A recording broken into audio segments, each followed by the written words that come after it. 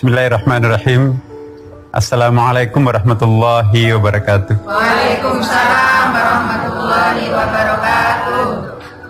Alhamdulillahilladzi arsala rasulahu bil huda wa dinil haqq liyudhhirahu 'ala din kulli walau karihal musyrikun. Asyhadu an la ilaha illallah wa asyhadu anna Muhammadan 'abduhu wa rasuluh. La nabiyya ba'd. Allahumma shalli wa sallim ala sayyidina habibina wa syafi'ina maulana Muhammadin sallallahu alaihi wasallam.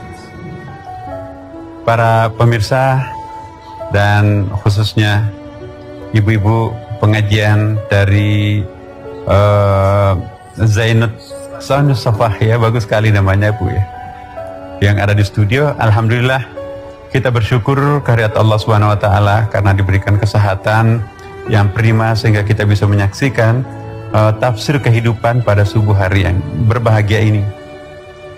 Melanjutkan pembahasan kita terdahulu, kita menyinggung sedikit tentang birrul walidain, berbuat baik kepada kedua orang tua. Ya. Kalau kita lihat di dalam surah Al-Baqarah di situ, di dalam surah Al-Isra ada rangkaian ayat tema pokoknya tentang bagaimana bisa berbuat kepada kedua orang tua itu. Surah Al-Isra, wa qadara rabbuka alla ta'budu illa iyyahu wa bil walidaini ihsana imma yablughanna 'indakal kibara ahaduhuma aw kilahuma fala taqul lahumu uffin wa la tanharhuma wa qul lahumu qawlan karima. Dilanjutkan lagi, wahfid lahuma janahadz dzulli minar rahmati wa qur rabbirhamhuma kama rabbayani shaghira. Ya, jadi ayat-ayat ini sesungguhnya menekankan betapa pentingnya berbuat baik kepada kedua orang tua. Menarik sekali untuk kita perhatikan bahwa seolah-olah berbuat baik kepada kedua orang tua, perintah berbuat baik kepada kedua orang tua ini diadreskan kepada mereka-mereka yang sudah dewasa, yang sudah berumah tangga. Itu kan fi'il amar di situ. Tetapi amarnya itu kalau kita lihat konteksnya, itu terutama diperuntukkan ketika orang tua itu sudah menjadi tua dan ketika anak itu sudah menjadi dewasa, ya kan? Saya kira logis itu kan Ibu ya. Anak kecil kan tidak perlu diperintahkan berbuat baik kepada orang tua kan? Mau tidak mau anak kecil itu pasti berbuat baik kepada ibunya kan? Yang memberi makan, yang memberi uang jajan, yang membayarkan sekolah anaknya kan? Tapi kalau anak itu sudah berumah tangga, orang tuanya sudah tua. Ya, kalau kita lihat tadi ayatnya kan, wala taqul lahumu uffin, jangan mengelak, aduh, ya kan? Itu kan adresnya kepada orang tua yang anak-anak yang sudah beranjak dewasa, ya kan? Nah, banyak sekali anak-anak itu, ya, betul-betul menyedot energi kedua orang tuanya. Tapi setelah mereka kawin, sudah punya istri atau sudah punya suami, dia memperlakukan orang tuanya itu seperti orang lain. Dia memperlakukan kedua orang tuanya itu seperti beban. Ya, orang tuanya dari kampung rindu terhadap anaknya di Jakarta ini misalnya, Ibu ya. Kapan ya Ibu tuh pulang kampung? Dia merasa terbebani dengan kehadiran orang tuanya. Mungkin para pemirsa yang menikmati tafsir kehidupan ini nggak ada yang seperti itu, tapi pasti Ibu, Bapak, para pemirsa pernah menyaksikan orang yang durhaka terhadap kedua orang tuanya. Persoalannya sangat penting karena salah satu hadis Nabi juga mengatakan bahwa salah satu tanda-tanda kecil hari kiamat itu akan datang manakala anak itu, orang tua itu melahirkan rajanya. Apa artinya melahirkan raja? Membesarkan anak harimau, kecil disayang tapi besar-besar itu bukan main. Meneror kedua orang tuanya. Dia nggak mau pergi ke sekolah kalau tidak dibelikan motor. Kuliah, dia nggak mau kuliah kalau nggak dibelikan mobil. Ya, coba. Saya kira banyak yang sering kita lihat pemandangan seperti ini kan. Padahal orang tuanya kan pas-pasan. Akhirnya kan ada yang memaksakan diri 24 jam nggak cukup bagi orang tua itu untuk memenuhi seluruh selera anak-anaknya yang sekarang ini. Karena kenapa? Anak-anaknya kan yang lain nonton, masa teman saya beli motor, aku nggak bisa. Kuliah, masa teman-teman pakai mobil, aku nggak bisa. Jadi terpaksa orang tuanya itu bersusah payah, tengah malam bangun, tengah malam salat tahajud, berdoa supaya anaknya bisa menjadi anak-anak yang sukses di masa depan. Akibatnya apa yang terjadi? Itu meneror. Itu masih mending, Bu. Ya. Tapi ada yang malah memaksa. Ya. Subhanallah. Ya, kita punya cerita masing-masing, menyaksikan lingkungan hidup kita kan. Nah, ini yang perlu saya sampaikan bahwa para pemirsa, terutama bagi kita seorang anak, ya, coba renungkan bagaimana pengorbanan kedua orang tua kita waktu mulai kita dikandung, ketika kita menyusui, ketika kita bersekolah. Siapa yang punya jasa yang paling besar di situ adalah orang tua. Mohon maaf ya, mungkin suami atau istri itu kan terima jadi, udah sarjana kok, udah berisi lah, udah padat. Nah, kok tiba-tiba menyedot seluruh perhatian, energi, dan tidak tersisa sedikit pun terhadap kedua orang tuanya. Nah, saya ingin mengingatkan di sini bahwa durhaka terhadap kedua orang tua itu adalah dosa yang sangat besar. Selain nanti diancam siksaan di dunia, seringkali anak yang durhaka itu diperlihatkan bagaimana akibat kedurhakaannya itu di dunia. Kita masih sering bercerita tentang maling kundang kan? Ya, terlepas itu mitos atau tidak, tapi menurut hemat saya, cerita-cerita seperti ini itu harus membekas dalam diri seorang anak. Ya. Sekarang muncul tanda-tanda anak-anak itu sudah kehilangan respeknya terhadap kedua orang tuanya. Saya nggak tahu siapa yang salah. Kita juga tidak bijaksana menyalahkan sepenuhnya anak itu. Barangkali juga kedua orang tuanya salah. Begitu dia lahir langsung dijemput oleh babysitternya, nggak pernah diurus, nggak pernah masuk di kamar ibunya, semua diurus oleh babysitternya. Ya. Intervensi Tuhan dalam setiap perbuatan kita, itulah yang akan melahirkan berkah. Segala sesuatu yang tidak melibatkan Tuhan dari awal, itulah yang terancam tidak ada berkahnya.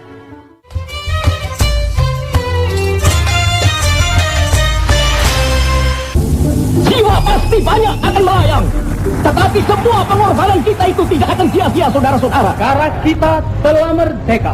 Sekarang di halaman ini telah berkibar sang Dwi Warna.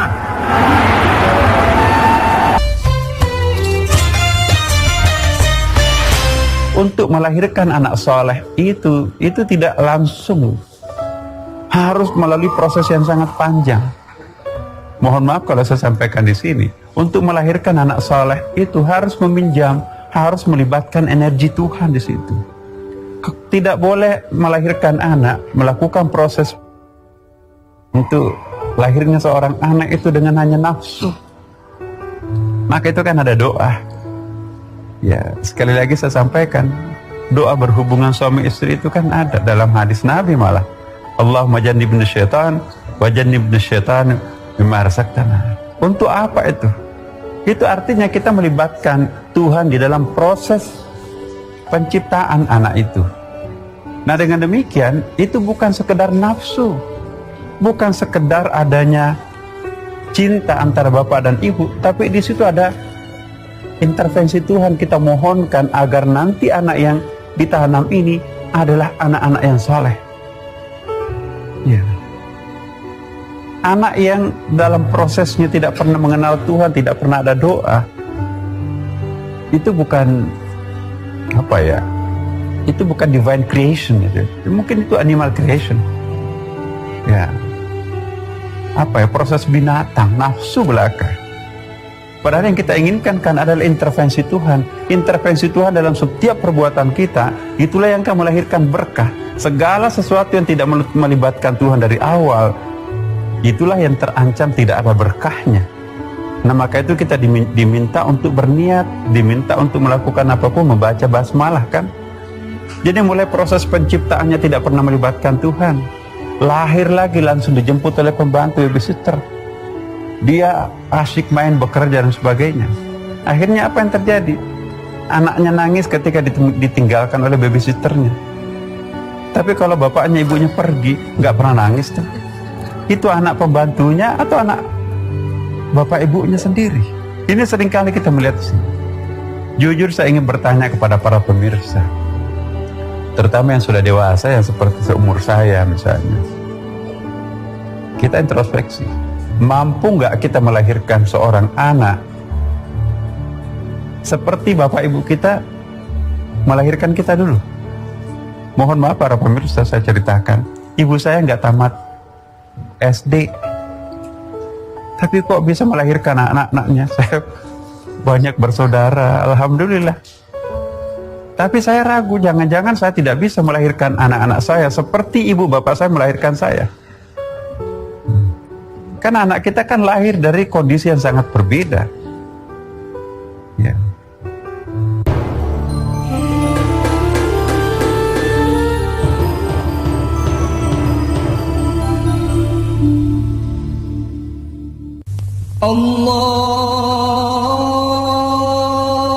Sini perlunya, mengapa Al-Quran itu 27 kali mencantumkan pentingnya mengurus anak yatim.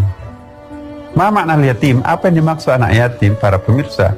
Di dalam Lisanul Arab, kamus paling besar dalam bahasa Arab itu, al-yatim yakni al-inqita' anis syai', adanya keterputusan antara sesuatu dengan sesuatu yang lain.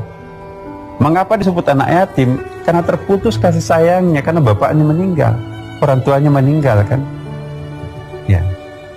Tapi yang jadi problem sekarang ini, ada anak yang merasa yatim di tengah kehadiran orang tuanya sendiri. Ya. Pagi-pagi sebelum anaknya bangun, pergi, macet kan, tinggalnya di luar kota. Kalau telat sedikit, terlambat masuk kantor, ya kan?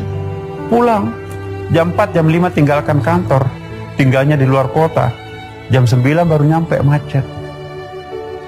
Anaknya sudah tidur. Hari Sabtu Minggu baru bisa ada di rumah, penuh undangan. Ya kan? Undangan itu kan rata-rata hari Minggu Sabtu kan. Jadi mana jatah waktu untuk kedua anak kita kan? Anak-anak kita nggak punya waktu untuk kita. Akhirnya anak-anak kita itu lebih merupakan anak babysitter, pembantu, ketimbang anak kandung kita sendiri. Bagaimana anak itu bisa lengket secara emosional kepada kita kalau kita sendiri nggak pernah lengket secara emosional terhadap mereka, ya kan? Nah, ini ada hal yang sangat penting. Muru auladakum bisalah. Ajarilah anak-anak kalian itu langsung direct, kedua orang tuanya itu mukhatabnya, yang diajak bicara oleh Nabi itu adalah kedua orang tua. Jangan menitipkan kepada orang lain untuk urusan sholat itu. Kita kan panggil guru privat, panggil guru agama datang ngajari sholat, alasannya orang tuanya nggak tahu. Nah, oke lah, secara kognitif kita bisa panggil guru ngajinya untuk ngajari sholat, tapi secara emosional yang paling tepat untuk mengajari seorang anak itu adalah orang tuanya sendiri. Bagaimana bisa anak-anak bisa sholat subuh misalnya kalau bapak ibunya bangunnya jam 7? Ya Allah, susah sekarang. Bagaimana seorang anak dilarang merokok kalau bapaknya mengepul rokoknya terus menerus? Lima taquluna ma la taf'alun. Kenapa engkau memerintahkan sesuatu kamu sendiri melakukannya kan? Atau kamu tidak melakukan yang kamu perintahkan? Subhanallah. Nah, ini ada persoalan. Secara psikologis, para pemirsa, itu juga ada sebuah disertasi, ini saya ingin sampaikan, dari UCLA Amerika, meneliti sekian, bahkan sekian ratus anak. Ya, memang psikoanalisa itu kan Freud ya, tetapi ada yang pro kontra. Tapi poinnya yang saya ingin saya sampaikan di sini, bahwa dia membagi psikologi perkembangan anak itu kepada 5. Ada yang disebut dengan oral stage. Anak itu merasa puas sekali pada saat dia, mohon maaf, menyentuh puting susu ibunya. Tapi 1 tahun berikutnya, pindah kepuasannya itu di sini turun ke bawah. Anak itu sangat senang pada saat keluar sesuatu dari duburnya atau kencing. Maka itu jangan marah kalau anak-anaknya suka nyicil kotorannya keluar. Itu keindahannya, kenyamanannya di situ itu. Dan fase ketiga disebut dengan phallic state. Ketika anak itu berada pada 3 sampai 4 tahun atau 5 tahun, anak itu sudah mulai merekam lingkungan di situ. Dan disinilah menurut rekomendasi disertasi ini perlu mendapatkan kasih sayang intensif dari lawan jenis orang tuanya. Jadi kalau anaknya seorang perempuan, mestinya anak pelvic stage itu 3 sampai 5 tahun itu, kalau anaknya perempuan lebih dekat kepada bapaknya. Kalau anaknya itu adalah laki-laki, mestinya lebih dekat kepada ibunya. Supaya apa?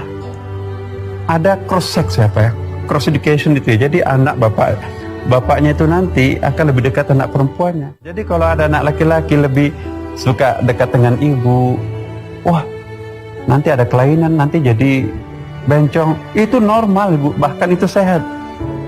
Atau anak perempuan suka dekat dengan bapaknya, itu sangat normal.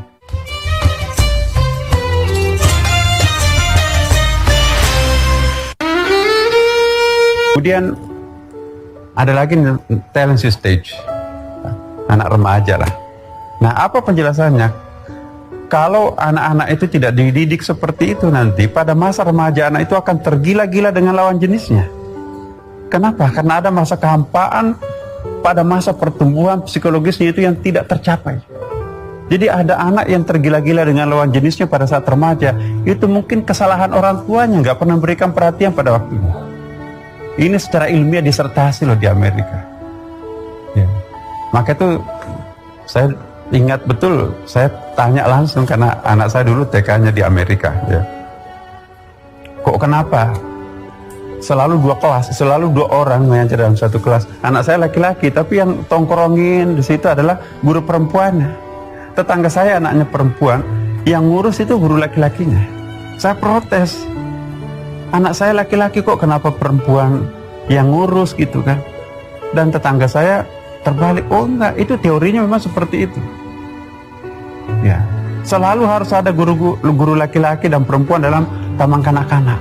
Itu di Amerika nggak boleh ada TK tanpa gurunya laki perempuan. Dan saya ingat TK di kampung saya dulu, pada umumnya guru TK itu kan perempuan ya. Di Amerika, TK itu harus diajar oleh laki-laki dan perempuan.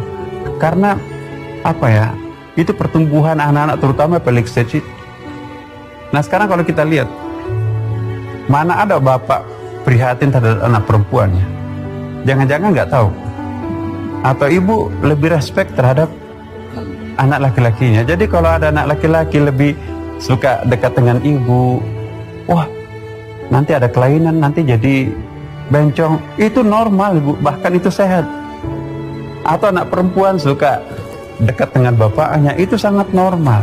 Justru yang kurang bagus menurut prinsipalnya, kepala sekolahnya anak saya itu kalau laki-laki dengan bapaknya, perempuan dengan ibunya. Ya, ada persoalan homoseksual, ada lesbi di situ, Allahu a'lam. Jadi kalau kita ingat hadis Nabi, Masya Allah, semua perintah Al-Quran dan hadis itu secara psikologis itu bisa dibuktikan melalui ilmu pengetahuan. Jadi Rasulullah itu betul-betul sangat psikolog ya kan. 14 abad yang lampau sebelum disertasi ini lahir, kita sudah diingatkan. Maka itu saya ingin menyimpulkan para pemirsa ya kan, tidak gampang mendidik anak soleh. Orang bisa melahirkan anak-anak biologis ya kan, tapi belum tentu orang itu bisa melahirkan anak-anak spiritual. Ingat Nabi Nuh gagal melahirkan Kan'an sebagai anak spiritual. Ya. Naiklah ke dalam perahuku anakku, Kan'an itu. Enggak, ngapain orang gila bikin perahu di puncak gunung kan? Masih ada gunung lebih tinggi. Tidak. Itu nanti akan tenggelam. Ditegur oleh Al-Quran, ditegur oleh Allah, innahu laisa min ahlika. Itu anak biologismu tapi bukan anak spiritualmu. Tenggelamkan malah anak-anak spiritualnya naik di perahu. Jadi saya menghimbau kepada kita semuanya, hati-hati sekarang ini. Anak yang sejati ialah anak yang bisa lahir secara biologis sehat, secara intelektual juga pintar, kemudian juga secara spiritual saleh-salehah. Nah, dan tidak cukup hanya usaha, tapi kita juga perlu berdoa kepada Allah Subhanahu wa taala. Sekali lagi para pemirsa, sangat tidak mudah melahirkan anak saleh, salehah saat sekarang ini. Anak saleh ialah anak yang mampu mendoakan kita nanti pada saat kita sudah almarhum atau almarhumah. Waladun saleh yad'u lahu. Kalau kita nggak sanggup dan tidak mau dan tidak pernah mendoakan orang tua kita di alam barzah, itu artinya kita termasuk orang yang tidak anak saleh. Semoga ada manfaatnya pertemuan kita ini, Bapak Ibu para pemirsa. Wassalamualaikum warahmatullahi wabarakatuh. Waalaikumsalam warahmatullahi wabarakatuh.